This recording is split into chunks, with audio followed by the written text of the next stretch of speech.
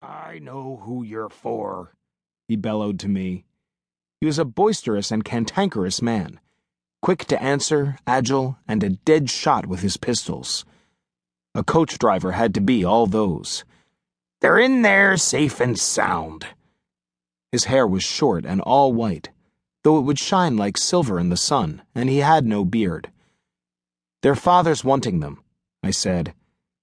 "As I value my life, I won't keep that man waiting," Knipper answered in a suddenly low voice, and then back louder, "So let's get them out." He gave the handle a twist and the door a wrench and opened it onto a black cave. From that shadow the passengers emerged. The first was a tiny old woman who descended the step with her bonnet bobbing like a pecking bird. The next was a wide man who swayed on his small feet like a swinging sack of wool. I let them both pass. Then a shoe buckle and shoe and stocking-legged were planted on the step, and a three-cornered hat and white wig bowed low beneath the low door, and I knew I had my man. The whole accordion unfolded. "Daniel!" I said.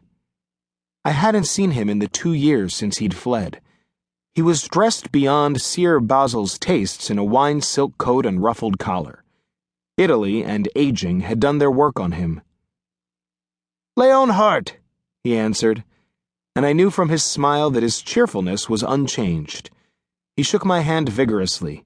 "Well met." He'd hardly put himself on solid ground when another hat and another wig followed. But his brother Nikolaus was a very different fish. Brothers contrast as bells do, near the same and discordant the more alike they are. Daniel and Nikolaus both had their father's large, brooding eyes in their mother's long and narrow face. Daniel achieved this well, fixing the world with the stare of a philosophic hawk.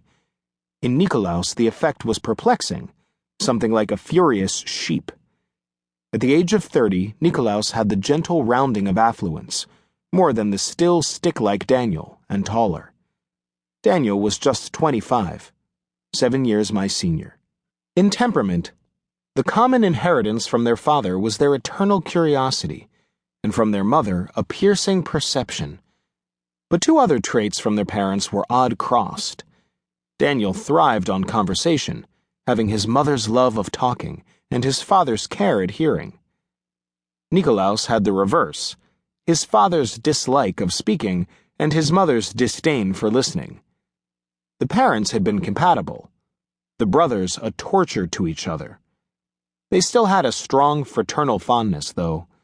A common enemy had made them allies. "Blasted long ride," Nikolaus said. But Daniel was shaking my hand eagerly. "How have you weathered these 2 years?" "Very well," I answered. "And the brute?" he asked, and I knew his aversion to his father was also unchanged. Master Johann was the most opposite among mankind of an unthinking animal, and Daniel among mankind most knew that. "As well as ever." "I feared as much, but he won't live forever, will he? He'll have to die sometime." "We all will," Nikolaus said, "but who'll carry the baggage?" "That's the lot of the living, to carry what's left behind by the dead," Daniel said.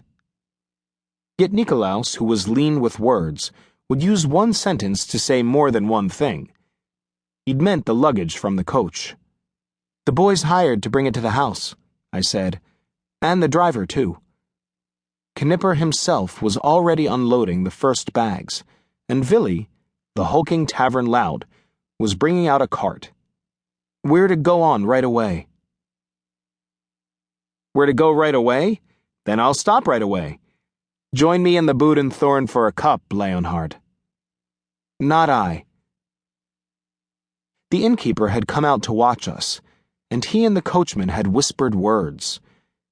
That man was earth and fire to Knipper's wind and fire, and I'd seen many sparks between them. Then Knipper took the first bags into his hands.